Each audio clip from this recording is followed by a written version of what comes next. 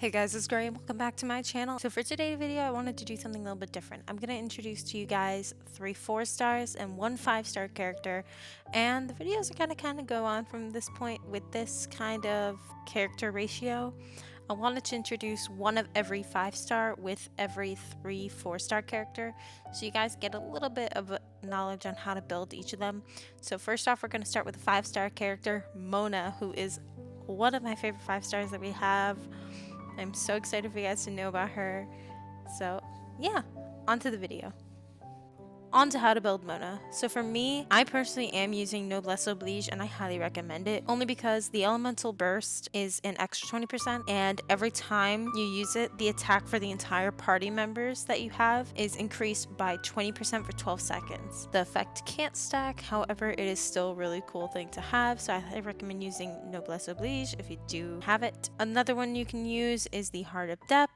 Now, that one increases the Hydro damage bonus by 15%, and if you mix it with Wanderer's Trope, it ends up increasing the Elemental Mastery by 80%. You can mix and match these three to see what you like personally, and you can also use the Instructor, which goes and increases the Elemental Mastery by 80%, and after using the Elemental Skill, increases all party members' Elemental Mastery by 120 for 8 seconds. So you can really use any of these, and they're really good to use, so I don't see an issue with using them. Next, we have her weapons.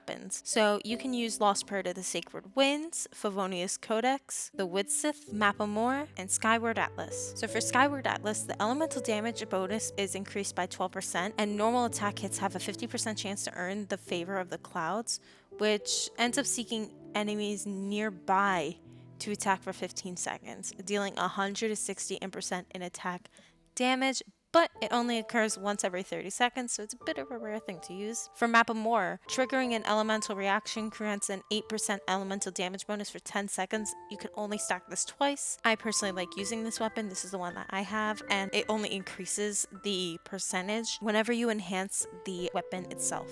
For the Favonius Codex, it ends up having a crit rate of 60% chance to generate a small amount of elemental particles, which ends up regenerating 6% for the character and energy, and it only occurs once every 12 seconds, however. When you're using the Widths, the relative attack is increased by 60%, and it increases elemental damage by 48%. Elemental Mastery is also increased by 240, so I highly recommend using the Widths. I mentioned it in the last episode. I like this weapon. It is a really good weapon. I'm using Mapamore because that's just what I have, and I think it's a really good weapon to use still, so if you do have your hands on it, definitely use it. Lost Bird of the Sacred Wind is also a really good weapon. It increases your movement speed by 10%, which is amazing for Mona because she's already faster than the other characters when it comes to running. And then when you're in battle, you gain an extra 8% in elemental damage bonus every 4 seconds. You can only stack this 4 times though, but it's still really good. And this lasts until the character falls or leaves the combat. So definitely highly recommend using these. They're really good weapons, and honestly, you can't go wrong with any of them. They're really good. So to get Noelle, you roll for her on her banner, and you are highly likely to get her. I've gotten her 2 times in a row and a few other times on other banners as well. So she's pretty easy to get as a character, but even though she's easy to get, doesn't mean she has to be a bad character. She's a really good Geo user, and she's awesome at healing and shielding you, so I highly recommend using her more often if you need a support as well. So for the weapons, we have the Unforged, Skyward Pride, White Blade, Sacrificial Greatsword, and Prototype Archaic. So for each of these weapons, they differ in stats and attack damage for each of them, so I'm going to kind of go over this real quick. So for the Prototype Archaic, on hit, normal and charge attacks have a 50% chance to deal an additional 247% attack damage to opponents in a small area. For Sacrificial Greatsword, after damaging an opponent with an elemental skill, the skill has a 40% chance to end on its own CD. It also occurs once every 30 seconds, so a bit of a cooldown, but it's a really good weapon nonetheless. Then we have the White Blind. On hit, normal and charge attacks increase attack and defense by 6% for 6 seconds. You can only max this 4 times on stacking, so I would be careful when thinking on using this. The effects only occurs once every 0.5 seconds, so it doesn't have as long of a cooldown, so it is a pretty good weapon to use.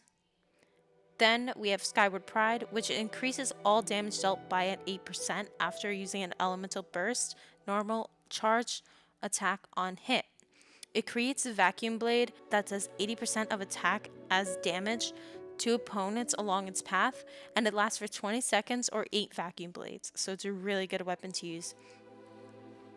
For the Unforged, it increases your shield strength by 20%, scoring hits on opponents' increased attack by 4% for 8 seconds. This can only be done 5 times, and it only occurs once every 0.3 seconds. When protected by a shield, this attack increase effects is increased by 100%. So I also highly recommend using this weapon as well, but all the weapons on this video are pretty much the set ones I would use for her, or any catalyst user really, but specifically for Noelle. Next, onto the artifacts. So we have Gladiator's Finale, Defender's Will, and Maiden Beloved. So these specifically because they kind of boost her defense, which is what she's good at, and also healing, as well as attack too. So for Maiden's Beloved, it increases healing done by 15%. For Defender's Will, it increases base defense by 30%. I recommend using these two together, or even as two-piece sets separately with Gladiator's Finale. If you're choosing to mix with Gladiator's Finale, a two-piece set attack is increased by 18%. Or if you're choosing just to do full Gladiator's Finale for a 4-piece set, the wielder of this artifact set uses a sword, claymore, or polearm, increases their normal attack damage by 35%, so she can be all attack, and I highly recommend using this as well. Now, Chongyun is one of my favorite characters, and I mentioned that him in both previous videos so far, and he is definitely one of my favorites to have as a catalyst user. Now, I don't use him with Noelle personally, just because I don't seem to need a healer as often because my characters are pretty set on defense. But here's how you build Chongyun if you do have him, and I highly recommend using him.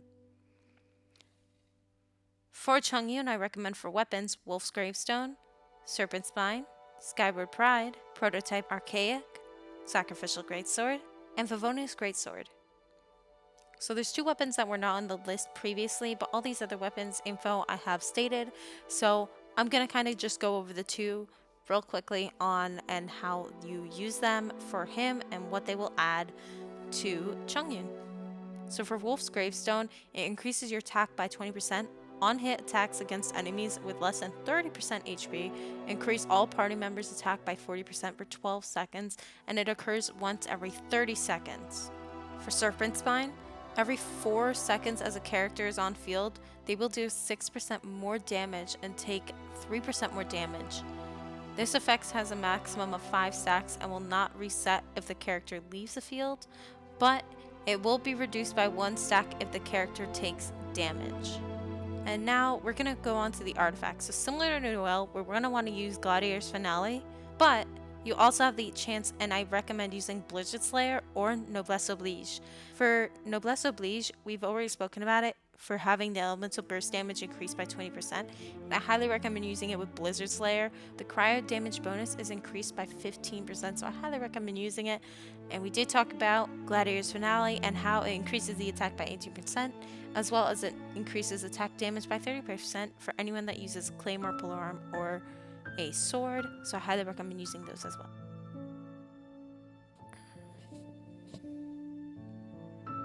Now, Bennett is a sword pyro user, so he's one of my favorite other characters to use with Chongyun, as he's really beneficial for the whole team. So we're going to kind of go over what weapons to use for Bennett. For Bennett, I recommend using Skyward Blade, Primordial Jade Cutter, Favonius Sword,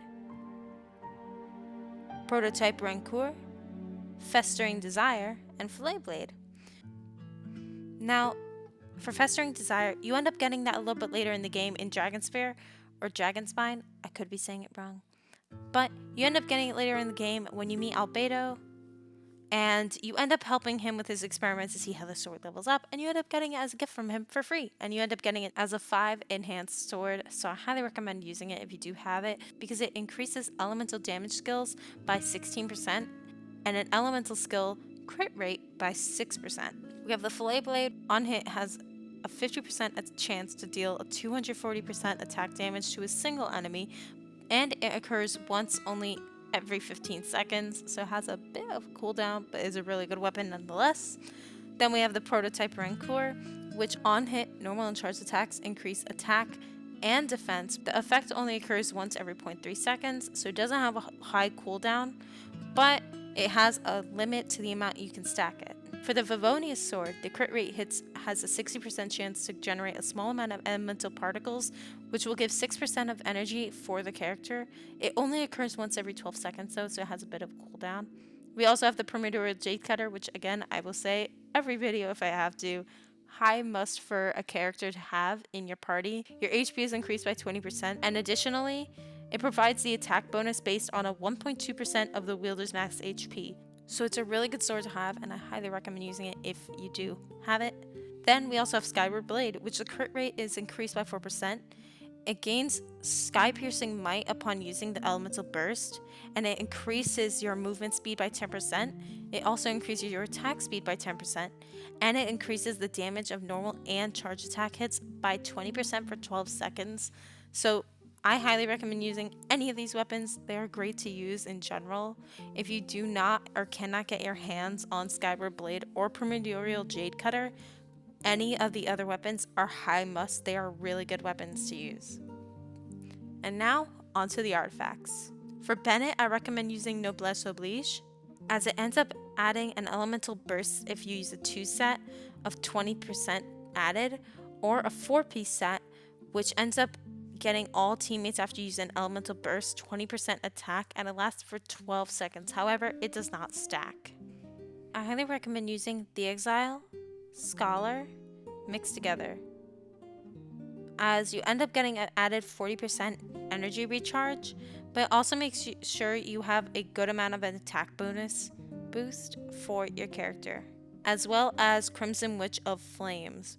Now, I mentioned previously for Hu Tao, Crimson Witch of Flames is really good, but I was explaining it for this video. For Bennett, it ends up adding, the 2-piece set ends up giving you an added 15% pyro damage, but if you end up doing a 4-piece set, it ends up giving an extra 15% pyro damage as well as an additional 150 after using an elemental skill. I hope you guys enjoy. Let me know what you guys want to see in the next video, and I'll see you guys next time. Bye!